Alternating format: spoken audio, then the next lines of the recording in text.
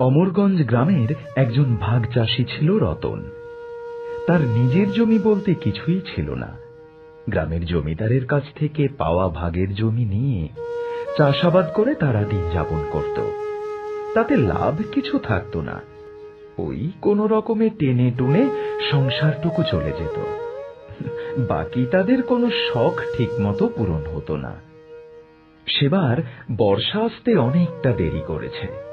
এদিকে মাঠে ফসল চাষ করবার সময়টাও পেরিয়ে যাচ্ছে। রতন তাই খুব চিন্তিত। সে ঘরে বসে চিন্তা করছে। এমন সময় তার স্ত্রী লক্ষ্মী তার কাছে এলো। বলি, হ্যাঁ গা, এইভাবে মাথায় হাত দিয়ে বসে থাকলে হবে? আজকে জমি চাষে যাবে না নাকি? জমিতে গিয়ে কি করব বলো তো গিন্নি? আমরা সেই কবে জমির মাটি খুঁড়ে রেখে দিয়েছি, কিন্তু এখনো পর্যন্ত বর্ষার কোনো দেখা নেই। এদিকে মাটি আবার শক্ত হয়ে গেল, তার মানে আবার আমাদের সেগুলো খুঁড়ে মাটি প্রস্তুত করতে হবে। কি ঝামেলা বলো দেখি। কেন? তোমরা বৃষ্টির জলের জন্য অপেক্ষা করছো কেন? তোমরা তো সেচ দিয়ে খুব সহজেই ফসল ফলাতে পারো। পাশের খাল বিল থেকে জল নিতে তো কোনো মানা নেই, তাই না? না গিন্নি, তুমি ঠিক বুঝতে পারছো না। আসলে খালের জলও শুকিয়ে গেছে প্রায়। যেটুকু জল পড়ে রয়েছে সেগুলো আমরা যদি চাষের কাজে ব্যবহার করি, তাহলে পশু পাখিরা জল না পেয়ে মারা যাবে। তাদেরও তো বাঁচতে হবে, তাই না? আর তাছাড়া অতটুকু জল জমিতে দিলেও সূর্যের যা তেজ, তাতে বেশি দিন সেই জল জমিতে থাকবে না, ও সমস্তটাই শুকিয়ে যাবে। হ্যাঁ গো, তা তুমি ঠিকই বলেছ। তাহলে আর কি, বর্ষা আসার জন্যই অপেক্ষা করো। সেটাই তো করতাম গিন্নি, কিন্তু সেখানেও হয়েছে আর এক সমস্যা। কেন? সেখানে আবার কি সমস্যা? আরে জমি তো আমরা ভাগে চাষ করি। যার জমি, অর্থাৎ আমাদের জমিদার বাবু, আমাদের অজুহাত মানবেন কেন? তিনি তো যথাসময়ে তার খাজনা চাইবেন, তাই না? আর যথাসময়ে খাজনা দিতে না পারলে দ্বিগুণ শুল্ক আদায় করবেন। কেন, জমিদার বাবু কি আর দেখতে পান না নাকি এবছরে বর্ষা এত দেরিতে আসছে? তাহলে তিনি তো তার খাজনা আদায়ের সময়টাও একটু পিছিয়ে দিতে পারেন। না না গিন্নি, তুমি জানো না, জমিদার বাবু এই সুযোগের জন্যই অপেক্ষা করেন, কিভাবে আমাদের থেকে দ্বিগুণ শুল্ক আদায় করা যায়। এবছর ভগবান যেন সেই সুযোগ আবার করে দিচ্ছেন। এবছর আমাদের না খেয়ে মরতে হবে। ওগো, তাহলে এখন কি করবে? কি আবার করব, দেখি কি করা যায়। না, বসে থেকে তো লাভ নেই, আমি বরং বাইরে যাই। দেখি সুরেশের সাথে আলোচনা করে যদি কোনো উপায় খুঁজে পাই, তাহলে তো খুব ভালোই হয়। এই ভাগ চাষের উপর নির্ভরশীল হয়ে আর থাকা যাচ্ছে না। গিনি, তুমি থাকো, আমি বরং একটু ঘুরে। ওদিকে জমিদার তার নায়েবকে ডেকে পাঠালেন। নায়েব বগল দাবা করে একটা খাতা নিয়ে এসে পৌঁছলো জমিদারের কাছে। প্রণাম হুজুর, আপনি আমাকে ডেকে পাঠিয়েছেন? হ্যাঁ নায়েব, ডেকে পাঠিয়েছি। বলো দেখি, গ্রামের চাষবাসের কি অবস্থা? চাষিরা কি গায়ে গতরে খাটছে, নাকি নাকে তেল দিয়ে ঘুমোচ্ছে? আগে জমিদার মশাই, অবস্থা খুব একটা ভালো না। এবছর বর্ষা আসতে অনেকটা দেরি হবে, আর তাই গাঁয়ের চাষিরা এখন চাষাবাদের জন্য জমিতে খুব একটা যাওয়া আসা করছে না। এখনো চাষবাস শুরুই করেনি তারা। ওদের আরাম আমি একদম সহ্য করতে পারি না। খালের জল থেকে সেচ দিক। নায়েব, তুমি আজকেই পেয়াদাদের নিয়ে গোটা গ্রামে ঢেড়া পিটিয়ে দাও। এবছর আমি আমার সকল জমি বাবদ 3 গুণ শুল্ক আদায় করব। যারা সময় মতো শুল্ক দিতে না পারবে, তাদের আমি ঘর ছাড়া করব। ঠিক আছে জমিদার মশাই, আপনি যেমনটা বলবেন তেমনটাই হবে। ওদিকে বাড়ি থেকে বেরিয়ে এসে রতন তার জমির পাশের হিজল গাছটার ছায়ায় এসে বসল। রোদের ঝাঁঝ আরো বেড়েছে। এমন সময়ে সেখানে আরেক ভাগচাষী সুরেশ এসে পৌঁছল। রতন ভাই, এখানে ছায়ায় বসে হাওয়া খাওয়া হচ্ছে বুঝি? হ্যাঁ ভাই, সত্যি কথা বলতে তোমার কথাই ভাবছিলাম। আমিও তোমার কথাই ভাবছিলাম ভাই, তাই ঘর থেকে বেরিয়ে এলাম। ঘরে আর থাকতে পারছি না গো। আমি মাঝে মাঝে ভাবি ভাগ চাষ ছেড়ে দিয়ে নিজের একটা সবজি ক্ষেত তৈরি করব, কিন্তু তাতেও ওই জমিদারের সমস্যা। ও যদি একবার জানতে পারে যে আমরা তাকে ফাঁকি দিয়েছি, তবে আমাদের আর রক্ষে নেই। সত্যি, জমিদার ওই পেয়াদা দিয়ে আমাদের উপরে জুলুম করে সব সুখ শান্তি ভোগ করছে, আর আমাদের দুবেলা ভাত জোটাতে হিমশিম খেয়ে যেতে হচ্ছে। সেটার দিকে তার কোনো কি আদতে লক্ষ্য আছে? কি আর করব বলো ভাই, ভগবান বোধহয় এই জীবনে আমাদের ভাগ্যে এটাই লিখে রেখেছেন। এই জীবনটা এইভাবেই কষ্ট করেই পার করে দিতে হবে। শোনো শোনো শোনো, গ্রামের সমস্ত ভাগ চাষিগণ মন দিয়ে শোনো। এবছর জমিদার মশাইয়ের খাজনার পরিমাণ 3 গুণ করা হলো। সময়পূর্বক পরিমাণ মতো খাজনা না দিতে পারলে জমিদার বাবুর নির্দেশে উপযুক্ত শাস্তি সহ তাকে গ্রাম ছাড়া করা হবে। শোনো শোনো শোনো। মরার ওপর খাঁড়ার ঘা। জমিদারের পেয়াদার এই ঘোষণা শুনবার পর রতন এবং সুরেশের মাথায় আকাশ ভেঙে পড়ল। তারা একে অপরের দিকে তাকিয়ে দুজনে উঠে এগিয়ে গেল নায়েবের দিকে। নায়েব মশাই তাদেরকে দেখে দাঁড়ালেন। কি হে সুরেশ, কি হে রতন, তোমরা শুনলে তো জমিদার মশাই কি আদেশ দিয়েছেন? বলি কি, তোমরা আজকে থেকে এই গায়ে হাওয়া লাগিয়ে ঘুরে বেড়ানো এবার বন্ধ করো। কিন্তু নায়েব মশাই, আপনি তো আমাদের অবস্থাটা একটু বুঝুন। আপনি তো এবছরের চাষাবাদের পরিস্থিতি সবটাই জানেন। তাহলে আপনি কেন জমিদার বাবুকে একটু বুঝিয়ে বলছেন না? জমিদার বাবুকে বোঝানোর কোনো দরকার নেই। জমিদার বাবু অনেক কিছুই বোঝেন যা তোরা বুঝিস না। জমিদার বাবু তার নিজের জমি চাষ করতে দিয়েছেন তোদেরকে, এছাড়া আর কি দেবেন তোদের? তোরা একেবারে খেতে পেলে শুতে চাস। নায়েব মশাই, আপনি তো আমাদের দুঃখ কষ্টটা বোঝেন। আপনি যা হোক করে একটা উপায় করে দিন না। এই দেখো বাপু, আমি জমিদার মশাইকে কিছু বলতেও পারবো না, আর জমিদার বাবু তোমাদের কোনো কথা শুনবেন না। অতএব তোমরাই মিথ্যে চাওয়া পাওয়া বন্ধ করে কালকে থেকে কাজে লেগে পড়ো তো। এই কথা বলেই জমিদারের নায়েব তার পেয়াদাদের নিয়ে সেখান থেকে চলে গেল।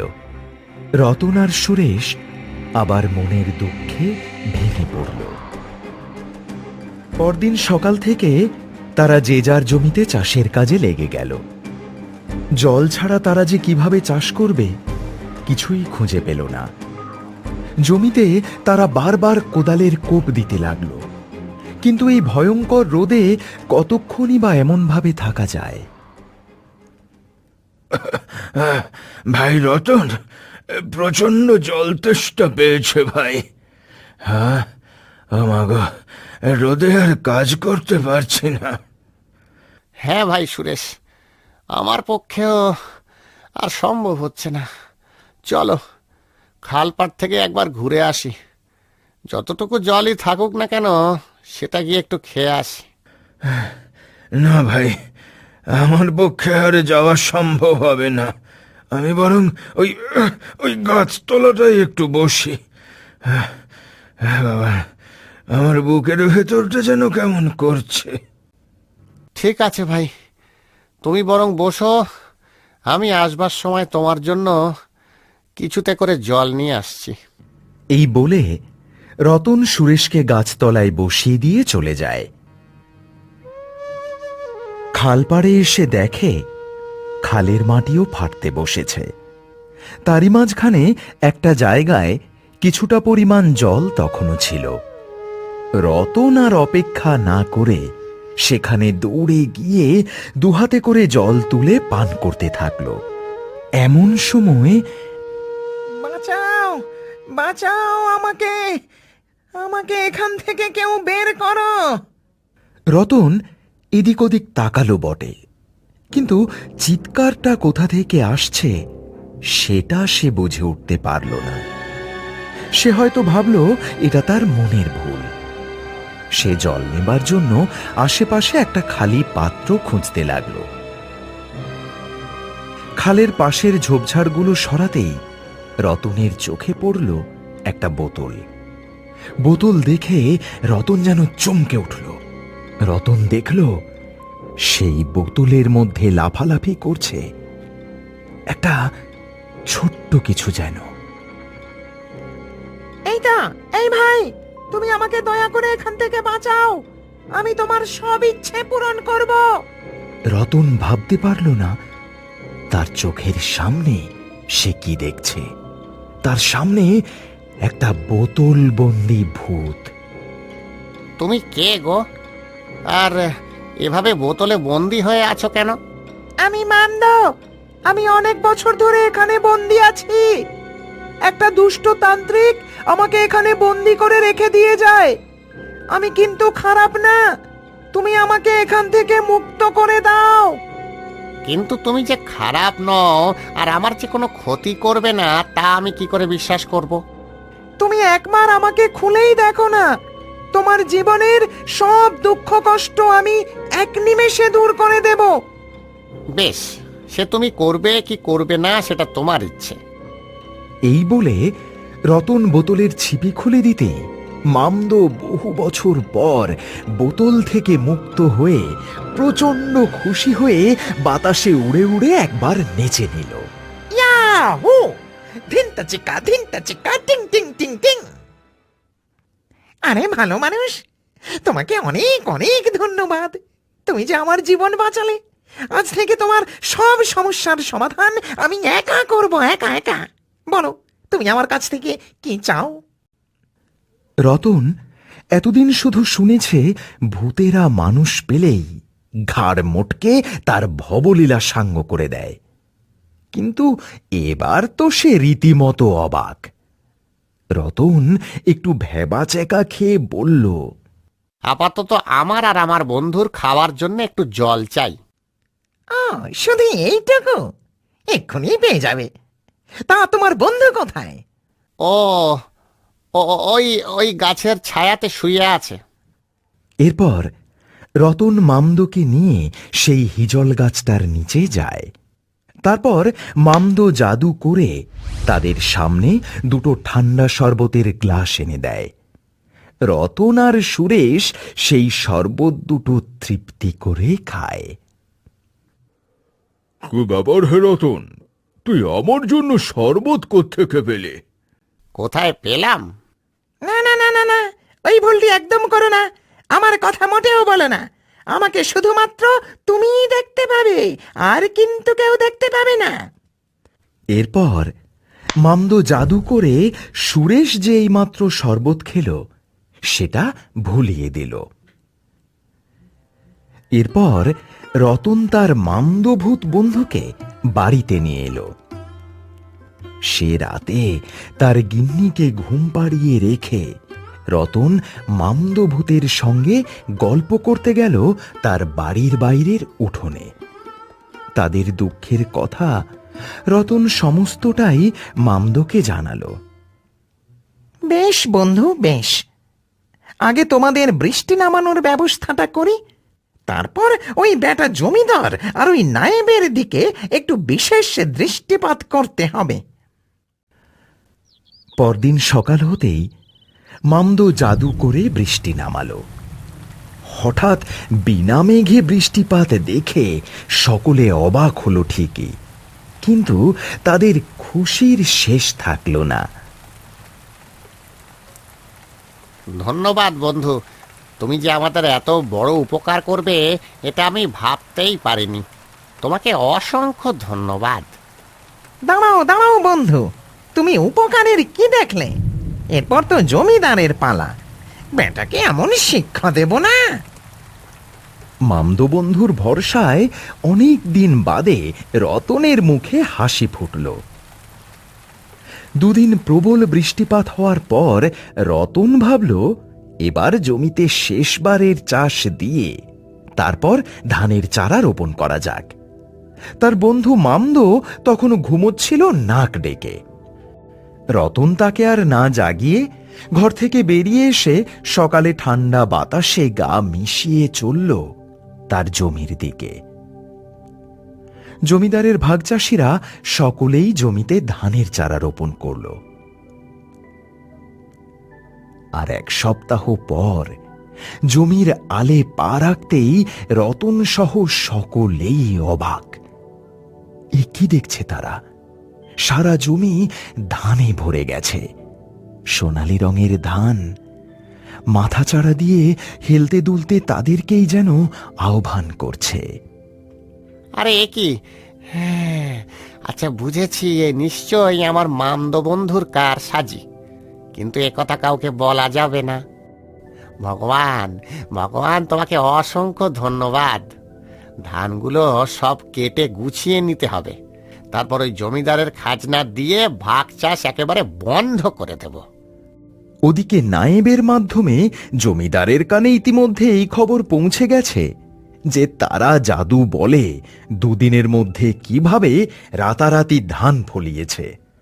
কি বলছো হে নায়েব? এই মুখ পোড়াগুলো আবার জাদুবিদ্যা শিখলো কোথা থেকে? আগে আগে না জমিদার মশাই, তারা জাদুবিদ্যা শেখেনি। আমার মনে হচ্ছে তারা কোনো গুপ্ত সাধু বা তান্ত্রিককে ডেকে এনেছে।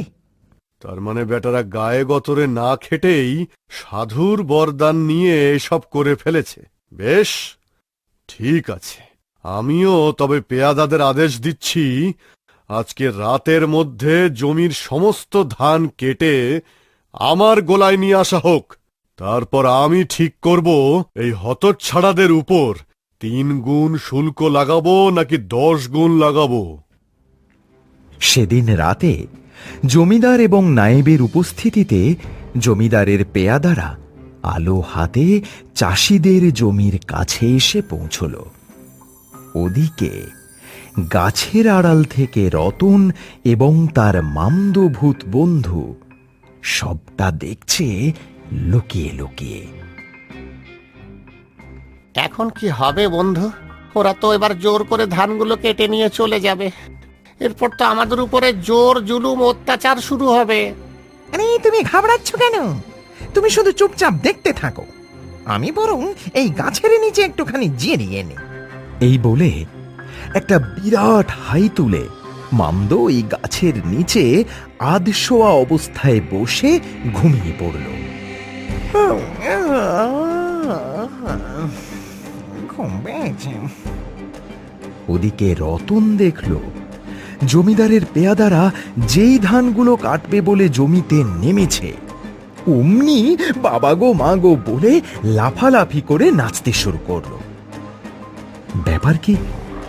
একটা পেয়াদা জমি থেকে লাফিয়ে উঠতেই রতন দেখল তার গোটা গায়ে কাঁকড়া কামড়ে ধরেছে। পেয়াদারা সবাই জমি থেকে হুড়মুড় করে উঠে এসে পড়ি কি মরি বলে চিৎকার করে দৌড়তে থাকলো। এইসব দেখে নায়েবও নিজের প্রাণ বাঁচাতে সেখান থেকে দৌড়ে পালিয়ে গেল। এই বেয়াদবের দল, তোরা সব কোথায় চললি? আর এই নায়েবের বাচ্চা, তুইও কেটে পড়লি? তোকে আমি দেখে নেব। ইতিমধ্যে কাঁকড়ার একটা দল জমিদারের পায়ে কামড়ে ধরতেই ওরে বাবা, কামড়ে দিল রে! বাঁচা বাঁচা, এই কে কোথায় আছিস? আমাকে বাঁচা রে বাবা!